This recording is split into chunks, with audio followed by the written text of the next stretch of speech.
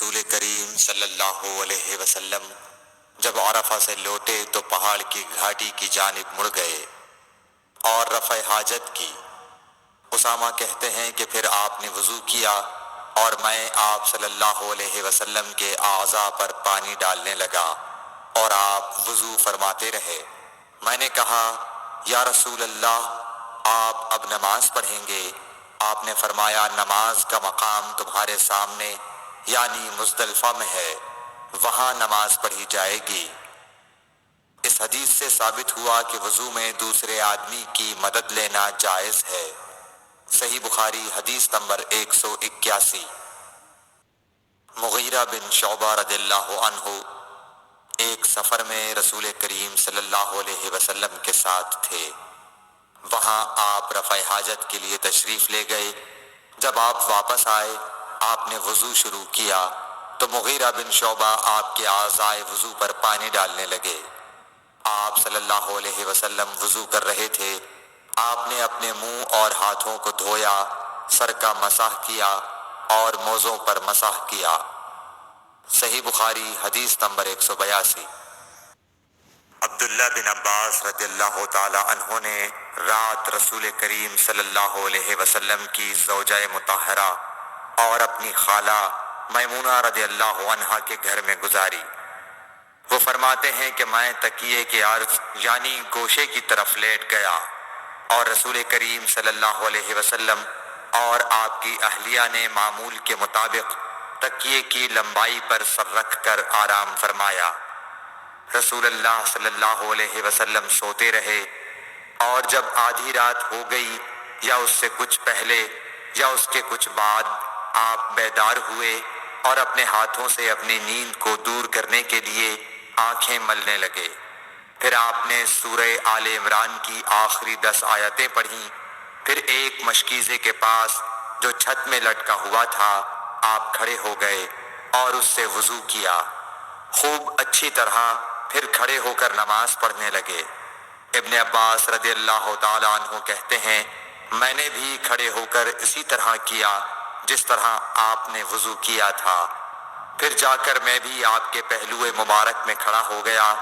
آپ نے اپنا داہنا ہاتھ میرے سر پر رکھا اور میرا دایاں کان پکڑ کر اسے مروڑنے لگے۔ پھر آپ نے 2 رکعتیں پڑھیں، اس کے بعد پھر 2 رکعتیں پڑھیں، پھر 2 رکعتیں پڑھیں، پھر 2 رکعتیں پڑھیں، پھر 2 رکعتیں پڑھیں، پھر 2 رکعتیں پڑھ کر اس کے بعد آپ نے وتر پڑھا اور لیٹ گئے۔ پھر جب مؤذن آپ کے پاس آیا تو آپ نے اٹھ کر 2 رکعت معمولی طور پر پڑھیں، پھر باہر تشریف لا کر صبح کی نماز پڑھی۔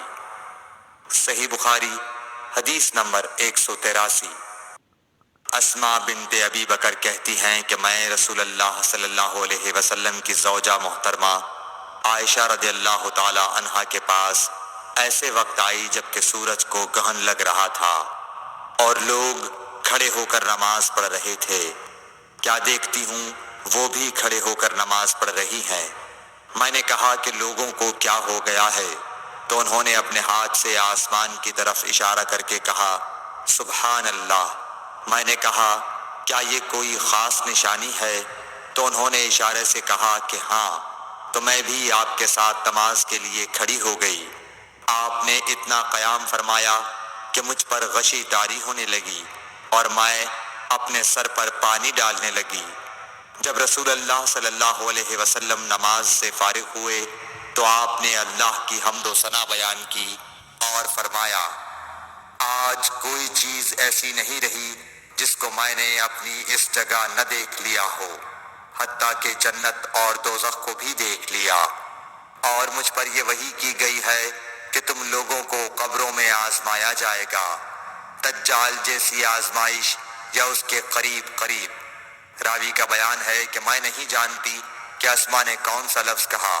تم میں سے ہر ایک کے پاس اللہ کے فرشتے بھیجے جائیں گے اور اس سے کہا جائے گا کہ تمہارا اس شخص یعنی محمد صلی اللہ علیہ وسلم کے بارے میں کیا خیال ہے؟ پھر اسماء نے لفظ ایماندار کہا یا یقین رکھنے والا کہا، مجھے یاد نہیں۔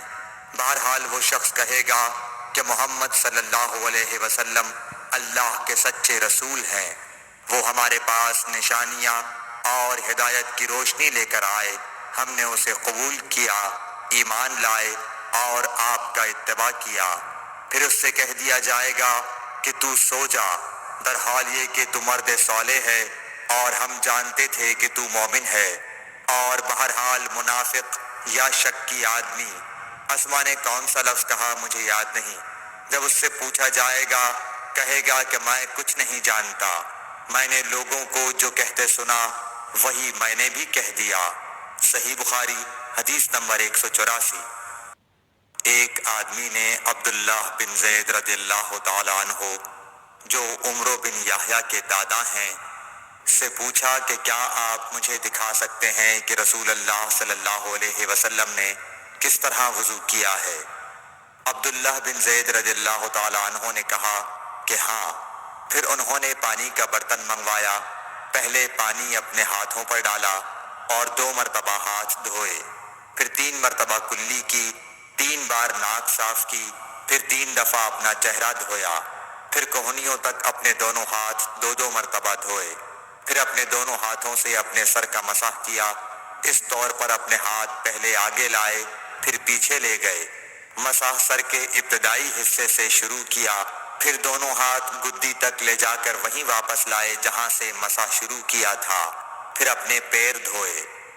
صحیح بخاری حدیث نمبر 185۔